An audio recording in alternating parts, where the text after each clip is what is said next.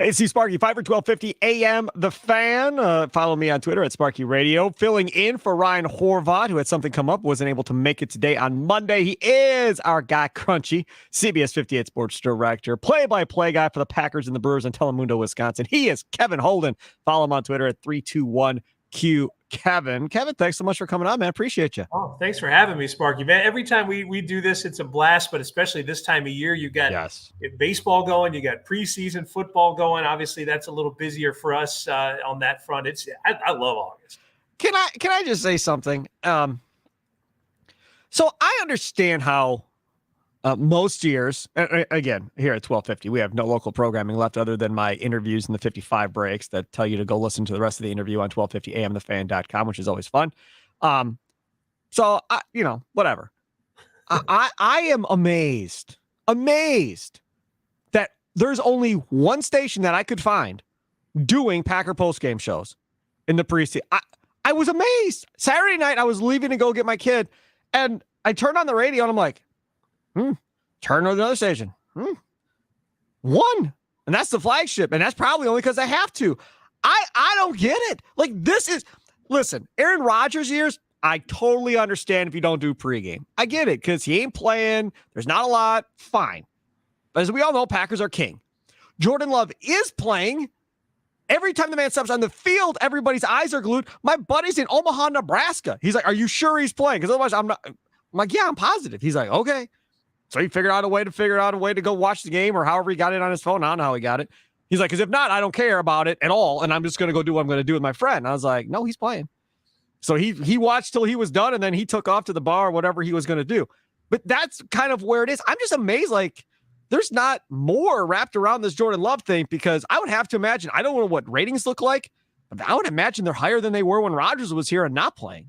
I'm curious to know what our Telemundo ratings are, because I would imagine, just as a fan who wants to know about things that are going on, this is as big as it's gotten in the preseason in a long, long time, because we still don't know exactly what Jordan Love is. And depending on which expert you listen to, he's anywhere from all the way here to all the way here. Like, that's you would want to put eyes on it on your own to see, is he making the throws he needs to make? Does he have the confidence that he needs? Yeah, it's a preseason, but this means more than it has in a long time. And here's the other half too. There are two players that you have to pay really close attention to, because one is Love, but just in case the spectrum of Jordan Love outcomes is way over on the bad side, you do have to look at Sean Clifford. You do have to know what that is. I mean, you obviously don't want that to be your starting quarterback, but you at least got to know what you have if it just goes completely south with Jordan Love. So for me, it's been a huge August. I know that the buzz at our place, of course, CBS58 and Telemundo are together. So our buzz together as the two stations around this has been big, but we also have the game. So I'm kind of in a bubble, but I'm with you. And the weird thing about it is, what it means is someone somewhere at these other stations in town someone's dropping the ball. Someone either doesn't have a finger on the pulse or just plain doesn't understand. Or they don't want to spend the money because money's tight. Right. Like it is with a lot of different radio stations nowadays. And I'm guessing that's probably what it is. Money's tight and they don't want to spend the money and having to staff a post-game show and everything else that goes along with it. I mean, I understand it. I get it. I was just shocked, beyond all shocked. Like, of all years not to do it in the preseason, this wouldn't have been the year I would have chosen. We're going to figure something out because we have to be there because people are going to want to talk about Jordan Love. Having said that, let's talk about Jordan Love. Then we'll get to Sean Clifford, because Gary Ellerson was stirring the pot again over the weekend about Sean Clifford, and I will get to that in a moment. Let's talk about Jordan Love. I was watching a thing before we started from this morning, I guess, Monday morning here. Dan Orlovsky, who, by the way, I mean, good job. I mean, had no real NFL career outside of being a backup, never really panned out, and turned to doing something on social media, breaking down plays, to this gigantic ESPN job. And he's a super nice guy. Like, we've had him on the Big Show back when we had the Big Show. Super nice dude.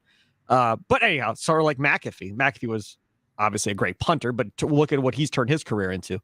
And Orlovsky was talking about going back to March. He would say, hey, man, like, this is all going to kind of go on, probably Jordan Love and how good he is. And if Jordan Love is average, with the young playmakers, with Musgrave and Watson and Dobbs around him, this team is going to be pretty good. They're not going to be horrible like everybody thinks if he's average. And Orlowski goes, and now that we've seen a couple of games, he's not average. He's very, very good right now to this point. He goes, and that means they're going to be contenders. And he got done talking, and the Dominique Foxworth, who I really like, then the old DB, he came out and goes, I'd love to pour cold water on this. He goes, but I can't, because he has looked really good, and they are going to be contenders. And I'm just smiling watching this video, just like you are, Kevin Holden, just smiling, because I was waiting for somebody to be negative and criticize Love for a throw or something to bring everybody back down to earth. But I feel like he's winning people over. They're just preseason games, but he's showing enough to convince people that, hey, I am here and I am for real. What I think about Jordan Love so far in the preseason, Sparky, is this. When you want to go the boxes left or right, you want to talk about, okay, you want to do these 10 things or whatever as a quarterback. The vast majority of those boxes are getting checked, and they're getting checked on a weekly basis. Now, there are those who, of course, want to hop on the contrarian bandwagon, and they look at that throw to Musgrave over the middle that was overthrown in the first preseason game where he just not enough touch on it, or the play where the ball was fumbled in the second preseason game, the one that just happened.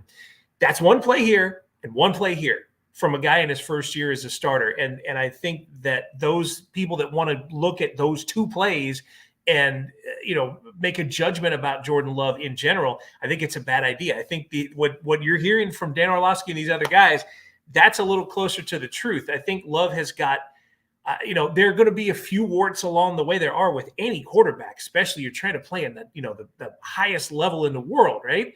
But as far as the pure stuff, the confidence, the poise, the ability to read and make throws and do what he has to do, he's used the legs from time to time. There's nothing about these two games that makes me think that he couldn't be, at the very least, a capable NFL quarterback. And if Jordan Love is the 12th best NFL quarterback, that is a cause to throw a ticker tape parade in his first year as a starter, because they've got other parts. This is, I entered into the preseason with some questions. And after 2 games in the preseason, I am absolutely more optimistic about the team because I'm more optimistic about Jordan Love. There are a couple of things. Like the throw to Jalen Reed for the touchdown was on a rope and right there. Mm-hmm. Somebody went on Twitter, and I wish I could give you credit, but I don't remember who it was. But somebody on Twitter took that play, put it on the top half of the tweet. And then on the bottom half of the tweet, took a play from Rodgers, same formation, everything was the same, and ran it. And it was the exact same play. Cobb caught it from Rodgers and scored a touchdown, and Reed caught his from Jordan Love. And both throws pretty much identical. That's the type of thing where you get excited. When he's making throws, and there's not a lot of room for a mistake or whatever else, and he's doing it. That throw down the right sideline that he kind of dropped in there. Maybe it was a little short that the receiver caught, and they asked Jordan Love, is that where you wanted? He said, well, when I threw it, I thought maybe I underthrew it a little bit, but where the ball ended up going and dropping into was pretty much exactly where I wanted it. He is, I'm not going to say he's going to be scary good the more reps he gets, but he's only going to get better. The more he plays, the more reps he gets, Kevin, he's going to get better and better and better. And the other thing that impressed me in his postgame press conference, talking about the one scramble that he had, the one run, he said when he got to the top of his drop, he knew what the coverage was. He knew what they were playing on defense. He knew it was never going to work, and he took off right away because he saw an opening. Versus sitting back there, pat, pat, pat, pat, wait, pat, pat, pat, wait. He got to the top and said, this is not going to work. And boom, when it got the first down. That's the type of stuff that I like, because that means his mind is rolling at the same pace as play and knows what he has to do next, and then is able to do it and be successful.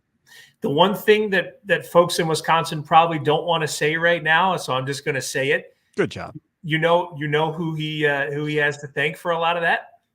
Rodgers? Aaron Rodgers. Yeah, of course. He spent 3 years in an apprenticeship under one of the smartest quarterbacks ever. And look, we could spend 4.5 years just diving into all the other parts of Aaron Rodgers. But if you're Jordan Love and you'd spent the part of the apprenticeship paying attention to the part of Aaron Rodgers that could pick apart a defense, the part of him that could read and understand situations and go back to previous years and previous situations, I don't know if there's anybody better in the league at that exact thing right there.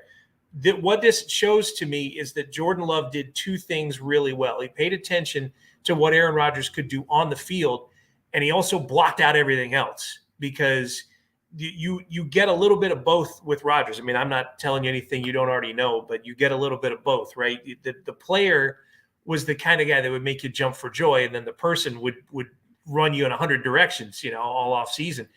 And Love blocked one out, it appears, and paid attention to the other. That to me is the most positive thing that possibly could have happened. And the other thing it tells me is, I go back to Philadelphia last year and the touchdown to Watson, and the fact that, okay, there are those that thought, all right, this was just a very isolated, small little sample.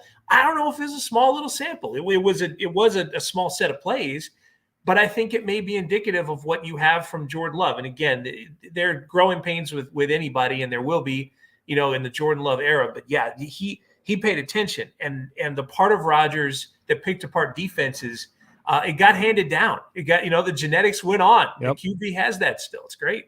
Yeah, that's great stuff. Now, we talk about how good he is, and now, of course, there's Clifford, right? The kid from Penn State who is here as well, who's playing out of his mind. And Gary Ellerson, God bless him, went on Twitter, and, hey, why is everybody talking about Clifford more than they're actually talking about Jordan Love? And I said, would you quit trying to start trouble, man? You are killing me. It's all he was just stirring the pots, all the crazy stuff people would say. My thing is this, because if you listen to Kurt Long, Ryan Horvat cannot stand Clifford and hated the pick, hated everything to do with it. I'm not a Clifford guy either. I didn't like the pick either. But the reason we didn't like the pick is because we watched him at Penn State blow big game after big game after big game. I mean, if you can be a choke in college, that's what he was, throwing dumb interceptions at dumb moments, making dumb decisions. Does he have the physical tools to play? Yes. Clearly has the arm strength, clearly has the mobility. He wows you in increments where you're like, damn, he looks really good. But then when the pressure gets turned up a notch, he kind of forgets. And that's the scary part. So a lot of these people that are watching him probably never watched college football, or never watched him at Penn State, or didn't watch a lot of Penn State, and are getting all excited by what they see. Having said that, hey, you could do worse as a backup to Jordan Love. I mean, I maybe I'm crazy. I don't think he's going to come in and embarrass himself or the offense for 2 or 3 games if he had to come in and play if Jordan Love got hurt or something. I think he could keep the boat floating in the right direction this first year here as a rookie. And then who knows? Maybe this turns into a situation where he's Matt Hasselbeck and he balls out every preseason, and you eventually can flip him for a 1 or a 2 or something and get that going again like the Packers used to do. Yeah, that Hasselbeck comparison is center of the dartboard, man. Because the two things that Clifford for me has shown in the preseason, there's a certain poise to it, and I get the games don't count, but there is a certain presence. There's those, especially those that are rookie quarterbacks that are getting in the league, are either so amped up and so hyped or so scared by the situation that it shows, and I don't see that with Clifford. That's one. The other thing is, as far as the game management aspect of it is concerned, you can tell he's smart. You can tell he understands this is, the situation for this touch pass or this or whatever. And even the post-game interviews sound, and what I have to remember is that these two quarterbacks are basically the same age. That's the other thing I have to keep here, is that Clifford is a rookie, but he's an old rookie. So that does help. But I am in terms of where I was before the preseason to now, I've come farther on Clifford than I have on Love. I'm not saying anything about somebody being a starter. I thought Jordan Love would be pretty good. Now I think he's good. I thought Clifford could be anything from soup to nuts, and now I think he's, a legitimate backup. Now, I will say this. We had Jaime Cano as our guy that does Brewers, Telemundo Brewers. He filled in for 1 game on Packers. Football's not his sport. He was picking it up or whatever. And he's watching Clifford in that game against the Bengals. And Jaime says, man, I don't know. Sean Clifford looks like the better quarterback right now. And I just kind of stopped and I said, okay, I gotta figure out a way out of this, right? So my response was, man, if Clifford could face the Bengals second team every week, I think he'd be a Pro Bowler. No doubt. Right. And you got to remember that too, who they're playing, right? Clifford's not playing the other team's ones necessarily at this point. But again, physically, the tools, he's there. I'm not saying he's going to stink or anything like that. I think he can go out there and win a game or two for you probably if he had to fill in for 2 or 3 games, something along those lines. You have no idea, though, how it's going to work when we start talking about the fact of, who is he playing, right? Is he playing a great defense? That made things a little bit more difficult. Is he playing a crappy team? Then, yeah, he's going to be obviously in a position to win. Let's talk about some of the guys that didn't play in this game. No Eric Stokes. Haven't seen him yet. Still coming back from injury. Don't know when we'll see him, if we see him. Jair Alexander didn't play in this game. Rashawn Gary didn't play. Devondre Campbell didn't play. David Bakhtiari didn't play. There are others, but those are the main guys, obviously, at this point. So when you see those defensive guys out, like Rashawn Gary, and then Ingabari just says, to hell with this. I got you. Don't worry. I got you. I mean, he was a rookie out of South Carolina last year, and he showed you flashes. And now he comes back this year, and he looks like, and again, know who you're playing, all that. I understand that, but he looks legit right now. I think when you talk about Ingabari and you talk about Carl Brooks and guys like that, right? When you're on that side of things, the first thing that comes to my mind is not can they be a 1? In other words, it's not a Jordan Love conversation. It's can they be a 2, right? Could they be an effective backup or an effective person in the mix? And I think both Enagbari and Brooks showed in that second preseason game, they're making a legitimate case to be a 2 and to be part of the depth there on defense, because that was legitimate pressure. That was legitimate stuff that happened from both of those guys in the game against New England. And look, New England was – the impression I got from New England was that it was one of the most important things that it could have happened to this Packers team at this time, which is to say Bill Belichick and his boys came in and they were not playing around. They didn't care that it was August. They were putting pressure. They were making life difficult during the joint practices. They were making it difficult during the games. Bill Belichick called a timeout with 3 seconds left in the third quarter. It was the third quarter, right? Yeah. And then he never stops coaching, though. You know how that works. But so what that does is all of these young folks, whether you're talking quarterbacks, defensive, whatever, the rookies, the new guys, they see it and it's a legitimate challenge. You know what I mean? It's not just, oh, well, these guys are wearing Bengals jerseys, but they don't care. They're ready for September. Like the Patriots showed up in a serious way. I thought that helped the Packers progress quite a bit. So to me, there's a little bump up in what Enagbari and Brooks and these guys did in that second preseason game, because I think they did it against a team that cared a little bit. Right. Yeah, no doubt about it. And there was definitely that animosity because of the joint practices and everything else and everything that happened before the game and all that stuff. So that was something else to talk about. I want your thoughts on a guy that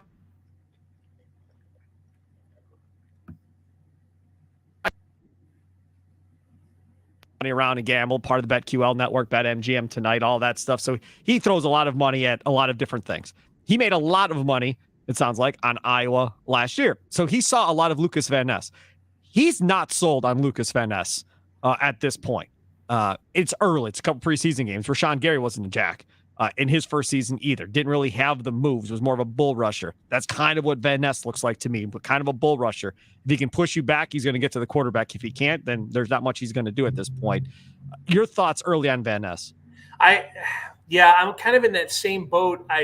What I'd love to see ideally from a first round pick is somebody that you could instantly slide into a spot, feel like you have something between a starter and if you get really lucky, a Pro Bowl level player. And at this point, I think the first season might be a little bit of a project for Van Ness. And it's, I'm talking in August here, maybe by October it changes. Yep. Maybe the game situation brings something different out of him, but it's just, you want the player to be a little bit ahead of the game in August. And I feel like the game is a little bit ahead of the player in August. Maybe that's the best way to say it. He's not had a chance really to stand out. He's not stood out. That is, for me, it's something that's going to be hard to fix in the current NFL system too, because he's got one more preseason week against the Seahawks, and then teams enter this limbo now for 2 weeks, and then all of a sudden they go from that to boom, here we go. It's at Chicago. I'm a little worried Van Ness is going to get lost in the shuffle, at least in the beginning. Yeah, and he may not play a ton either. Like, remember, Rashawn Gary didn't play a ton. And if everybody is healthy on this defense, if Preston Smith and Rashawn Gary and Ngabari are all healthy, he may not get a lot of snaps per game, which is fine. It may be obvious, third and long type situations where maybe he gets to run out there and do something and they move some guys around, and that's how, he gets on the field. What about Valentine, the rookie out of Kentucky?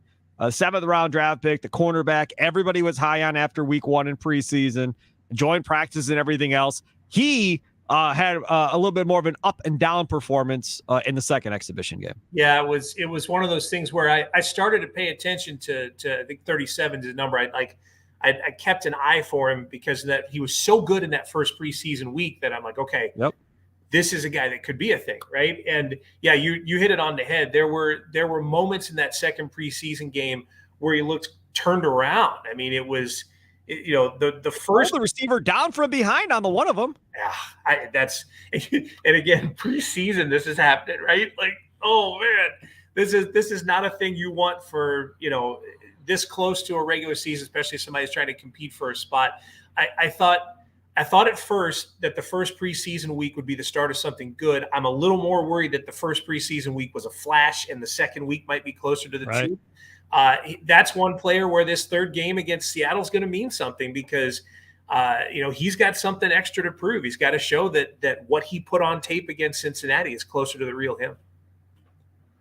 Yeah, and that's something that we'll have to wait and see how this whole thing plays out. The other thing on the defensive side of the ball is how good is this defensive line going to be? Are they going to consistently be able to get pressure? And you've seen some of the rookies like Brooks, again, show up big time on film this last week in week 2.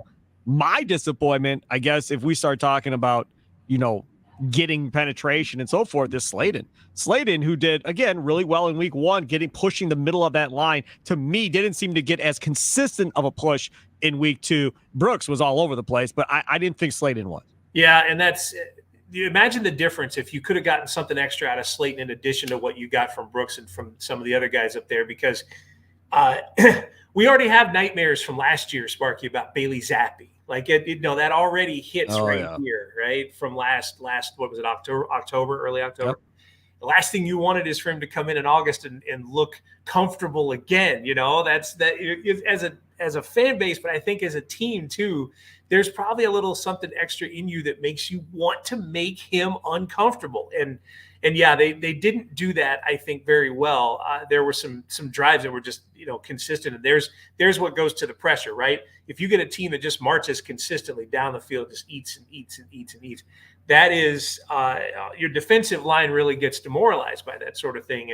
And in order for that to not happen in the future and to not happen in the games that count, yeah, you're going to have that pressure there. And I'm 100% with you. I just didn't see that out of Slayton in that game. Before we move on to this upcoming week, getting ready for the Seahawks now, joint practices are now done for the Packers, right? So they had the one against Cincinnati. They had the 2 against the Patriots. The second one was a disaster, 7 fights all over the place. They talked to Jordan Love after the game about, the chippiness and so forth. And then before the game, they had the little pushing and shoving. During the game, he got hit from behind as he was sliding on a play. He got up and said some choice words that people dissected on Twitter of what he said. That made me laugh. They asked him, they've asked LaFleur, do you like these joint practices? I think at the end of the day, it comes down to, depends who the two teams are. As LaFleur put it, they've had 2 days of joint practices. Last year, they had no issues. And now this year, they obviously did at the end of the day.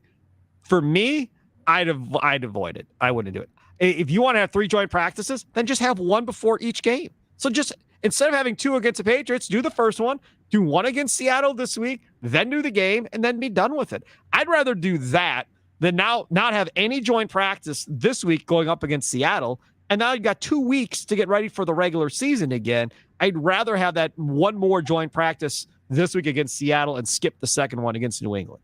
Joint practice to me has become it's become a little bit of a tough situation for the NFL, because if you asked the question even a year ago or 2 years ago, people say, wow, joint practice is this great way to make August mean something because you go against somebody else. And man, I feel like the NFL is headed completely in the other direction and rapidly. The Patriots canceled theirs against the Titans after the Isaiah Bolden situation. The Texans and Saints have canceled theirs. This is something that was probably hatched as a good idea, and I think the first few of them turned out all right. But the chippiness is an interesting side effect because it tells you that the guys that you're getting ready for the season, that you're training to just be drooling at the mouth, are actually drooling at the mouth, but they're doing it in a situation where it doesn't mean anything, and they've spent months of the offseason and then weeks of training camp going against each other, and what builds up inside of a player is obvious because it's being released in this joint practice. So the NFL's probably got to do some just rewiring all the way around on joint practices. I don't mind the idea of one a week, but one before each game, so that you can show something on a practice field and then show something against the same group in a game. I do think you learn something from that. But you got to figure out a way to keep these guys from truly, getting after each other, because look, you need as many good, healthy bodies as possible in September. You want to get ready for the year. But the thing you don't want is a punch to land and change your season because of some meaningless practice practice in August. That's where the difference is. And I don't know if I know the answer. NFL guys, this is elite football, which means there is elite pressure and elite emotion. And I don't know if there's a way to manage that. Yeah, and that's something that I'm sure they'll dissect here kind of going forward. Let's talk about the upcoming game now against Seattle. After the game gets done, you guys, the media, do a great job. All right, Matt LaFleur, we playing Jordan Love? What are we doing? Jordan Love, you want to play? Jordan Love, I'm good. I'm ready. Let's go. Let's start the season. I don't need to play anymore. I'm good. Matt LaFleur, what do you think? Right now I think he's playing. Gut says I think he's playing. Could change. I think he's going to play. So then LaFleur talks yesterday and says, oh, yeah, he's playing. And he points out that, listen, this isn't necessarily about him per se. This is about everybody on offense. They're so young on offense that he's not surrounded by vets that know what they're doing. So you've got to let the Reeds of the world, who have no experience in the NFL, see more against defenses and so forth, be able to make adjustments. Let Dobbs and Watson, neither one of whom played a full season last year, continue to make adjustments. Let Luke Musgrave continue to try and figure out how to play tight end at the NFL level, and Tucker Kraft and how he does his job. To me, this makes a lot of sense why you would play them. How long he's going to play him, I don't know. And I said it when they scored that touchdown with Jordan Love, I said he's done, because that's probably what they wanted. And then after the game, Love said the deal was if we scored a touchdown, that was it. So because it took them to the third possession to score, they were playing. I'll be honest, I'm good if that's the deal against Seattle. You play till you score 7 or 6 or however you want to deem it. Then yeah, I'm fine with that. I'm totally with it. Is it scary if something were to happen to him and now everybody's making fun of you and ripping you for screwing up your whole season at playing Jordan Love in the third preseason game after he looked fine in the first 2? I think his quarterback rating is 124 at this point through 2 games. I mean, he's played fine. So, but I get LaFleur's premise. What about you? Yeah, I think it's smart because, again, it's not just young quarterback experience everywhere else. It's young quarterback building rapport with receivers, and they clearly want to test Love in every possible situation. Test him, in an OTA, and test him in a training camp practice, in the joint practice, in a game. They want him getting as many different types of looks that he could possibly get. And I think this is a set of looks, and they don't want to waste it. So I think this is a smart idea to have him out.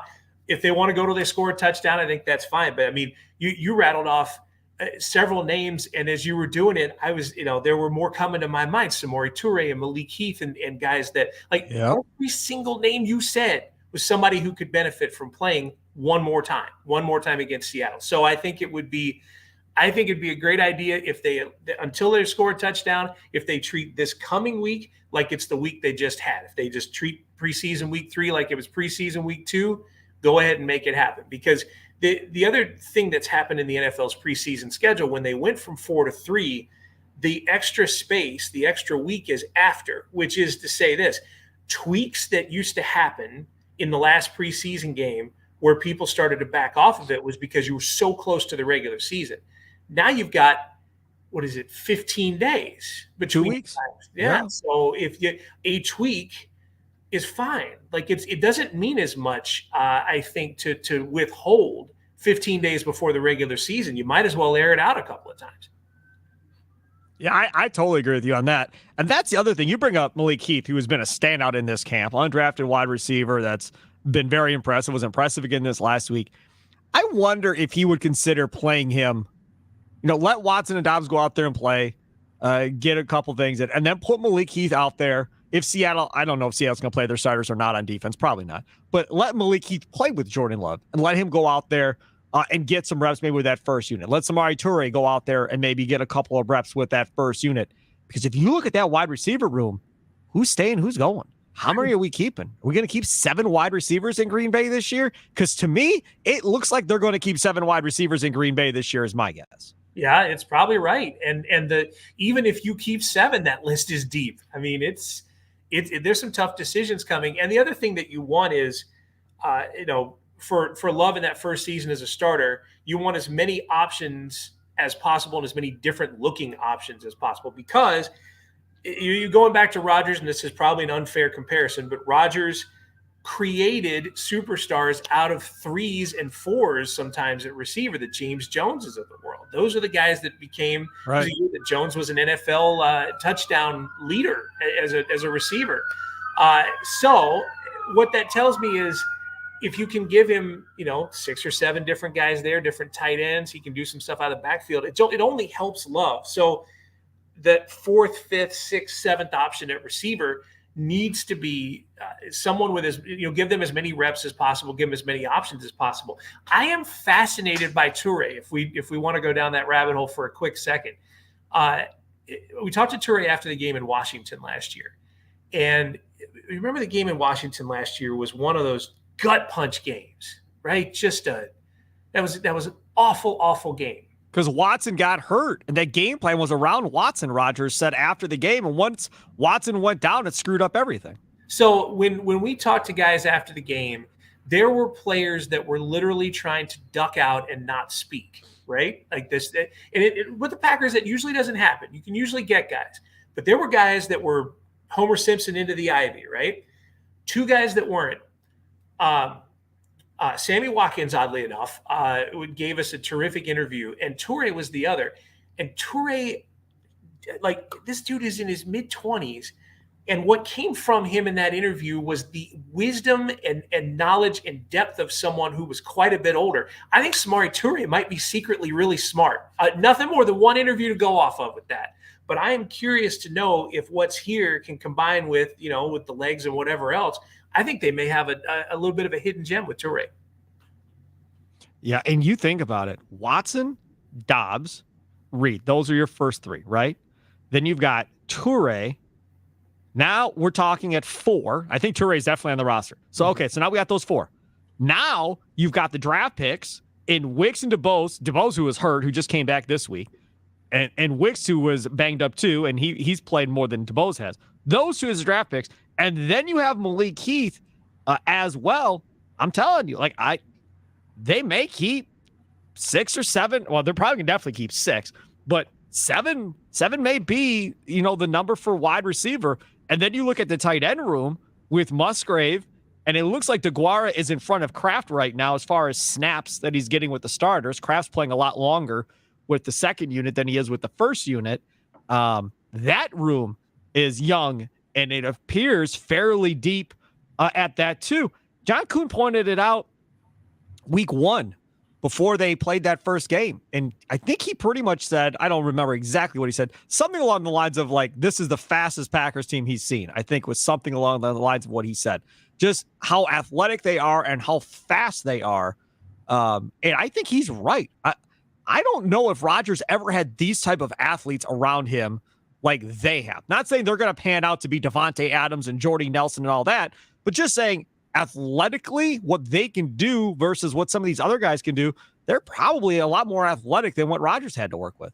And what that'll mean, I think, as the season goes along is they're not just that there's a couple of athletic guys, there's a bunch of them, right? And what it means is you get to week 5, 6, 7, 8, 9, and other teams are wearing down, but the Packers have athleticism and depth fresh legs for those games later on. I think, look, I don't know, man. I don't want to go hopping on a crazy bandwagon. I don't want to go sounding like I was out in the desert taking peyote or something. But I think September looks good for the Packers, and I think if it's good, October will look good for the Packers. I think it's possible. I really do. They could be 4-2, 5-1, maybe going into that bye week. I'm telling you, like, I think it's possible they could be really good. The other position I want to see is running back between Taylor and Wilson, because Wilson's put some stuff on tape now where you're like, hey, dude can run the ball. But right away, the coach is like, that may be, but I need somebody to play special teams. And Taylor is playing more special teams, I think, than Wilson is at this point, and being more effective, Patrick Taylor. So Taylor may end up getting that job. And then it's, can I get Wilson to the practice squad and hide him there until I need him, if I do need somebody, or does he end up getting snatched up? Because I like that Wilson kid, man. He's a good running back. He really is. Wilson's been impressive in each game too. Like he really did some special things against Cincinnati. The long touchdown, the other touchdown, he scored twice, and followed it up with a good game against New England. I think the answer to that is if you decide that it's Taylor and you try to sneak Wilson through the practice squad, I think it doesn't work. I think another team gets him, because I think I agree. He did enough in this preseason that he's on somebody's 53. If it's not Green Bay, it's somebody.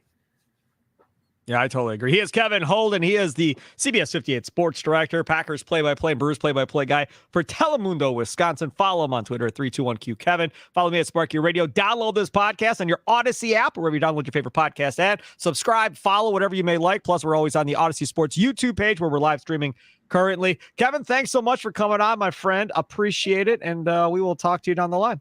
Much appreciated, Sparky. Always a blast, man. Always.